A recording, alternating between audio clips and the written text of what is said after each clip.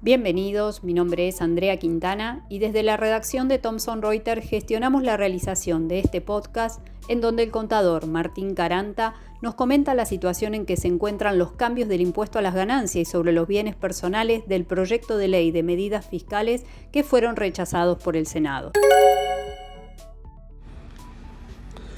Estimados colegas, mi nombre es Martín Caranta, un gusto estar con ustedes. En esta oportunidad he sido invitado por Thomson Reuters La Ley para comentarles sobre la aprobación en general por parte del Senado del paquete fiscal. Bueno, como bien lo he dicho, el Senado recientemente aprobó en general el paquete fiscal con alguna votación en particular que les voy a comentar. A modo de resumen, como ustedes saben, la moratoria fue aprobada sin ningún tipo de modificaciones.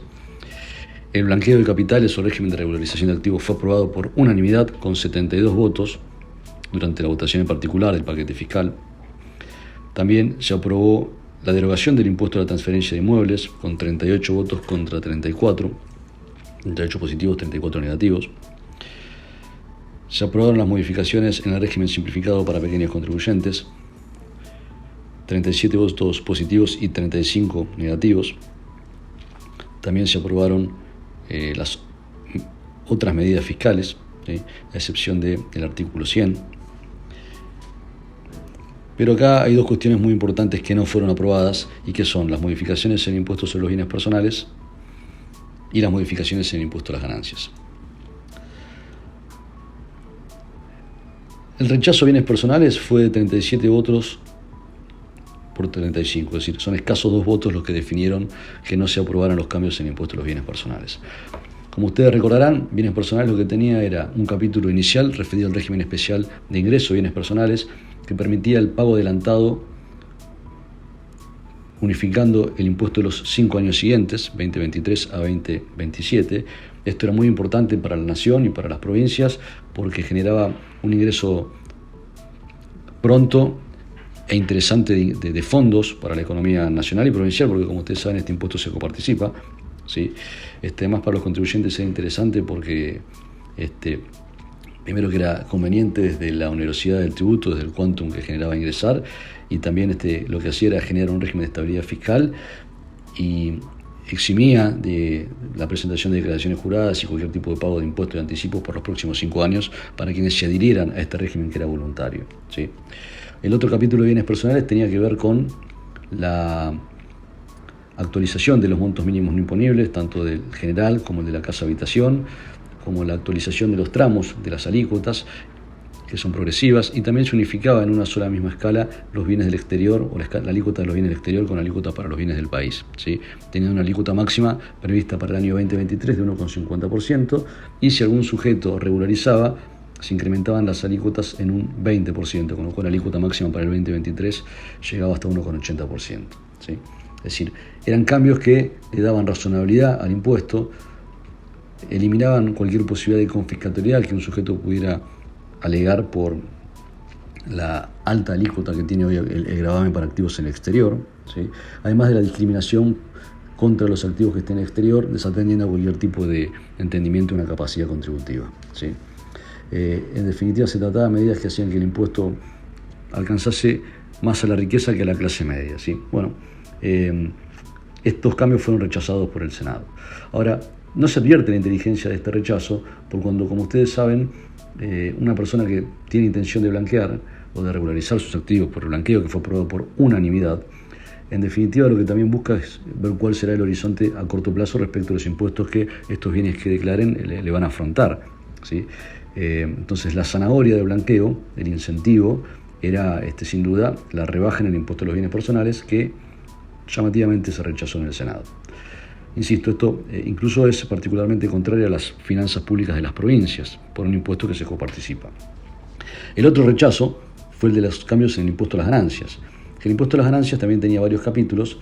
Uno de ellos tenía que ver con aprobar los cambios que se habían hecho a finales del año pasado en el régimen. Ustedes recordarán el decreto 415, que incrementaba la escala de alícuotas para los sujetos que eran empleados que sufrían retenciones por parte de sus empleadores, y también el 473 lo que hacía era establecer un piso de hasta dejando fuera el impuesto a los que percibían hasta 15 salarios mínimos vitales y móviles por mes brutos, ¿sí? Todo esto por decreto, requería una aprobación legal. Ustedes saben que se fue postergando la declaración anual del impuesto a las ganancias para los trabajadores a la espera de la aprobación de que se conviertan estas modificaciones en ley, ¿sí?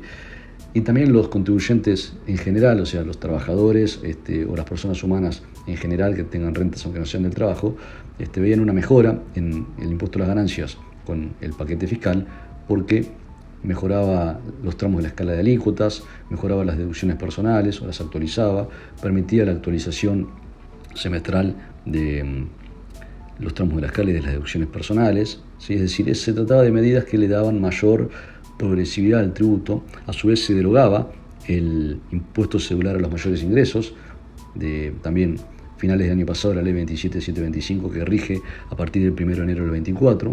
Este impuesto a los mayores ingresos lo que creaba era básicamente una total ignorancia de lo que es la capacidad contributiva de los impuestos a la renta personal, porque el mismo impuesto tenía para una persona que era soltera o que tenía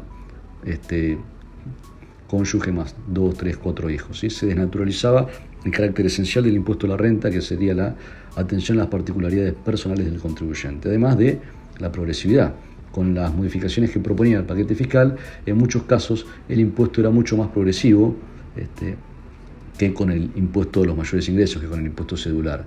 Y para ciertos casos se pagaba mucho menos en el impuesto a las ganancias que con el impuesto cedular. Bueno, esto fue ignorado totalmente por el Senado, se rechazó, ¿sí? Y acá también vemos que hay una falta de coherencia con las necesidades de finanzas públicas que tienen las provincias, ¿sí? Recordarán ustedes que cuando el Poder Ejecutivo el año pasado, en el gobierno anterior, presenta el proyecto de ley que se convertiría en la 27725 para mayores ingresos, decía que acá se generaba un agujero fiscal de 1 billón de pesos por año. De aquel momento, hoy deben ser bastante más, pero en definitiva, digamos, no hay duda de que esta situación compromete a las provincias en lo que son las finanzas públicas, además de la nación. En definitiva, no se termina de entender por qué el Senado rechazó los cambios en bienes personales como los cambios en el impuesto a las ganancias. ¿Cómo sigue la historia? Esto vuelve a diputados. Diputados tienen que tratar la ley completa, así lo indica el artículo 81 de la Constitución Nacional, con lo cual, más allá del rechazo en particular de estos títulos del proyecto de ley de medidas fiscales paliativas y relevantes, tenemos que esperar a que se traten diputados para ver en definitiva si diputados mantiene o no el rechazo de estos dos temas en particular, como así también las modificaciones que se introdujeron en lo que es el régimen de regularización de activos. Bueno, espero que esta breve síntesis les haya sido de utilidad. Me despido y los saludos a ustedes hasta un nuevo encuentro.